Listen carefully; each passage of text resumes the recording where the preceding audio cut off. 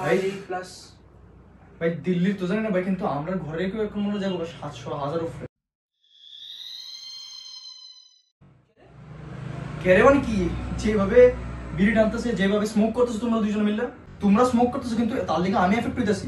আমি তো স্মোক করতেছি না, কিন্তু প্যাসিভ স্মোকার হয়ে আমার কষ্ট হইতেছে, আমার কাশি উঠতেছে, আমার লাং নষ্ট হইতেছে। কেন নিজের জীবনটা শেষ করতেছো? না ভাই তুমি কথা ঠিক কইছো, বাট আমার সার্কেলে যারা আছে তারা আমি কি করব? তোমার সার্কেল যারা আছে তারা শুধু দূর কইবা যে স্মোকিংটা ভালো না, আর যদি তারা ছাড়তে চেষ্টা করে তাহলে তার একটা নাম্বার আছে, গভর্নমেন্টের দ্বারা একটা হেল্পলাইন নাম্বার দেওয়া হয়েছে, সেটা হচ্ছে 1800112356।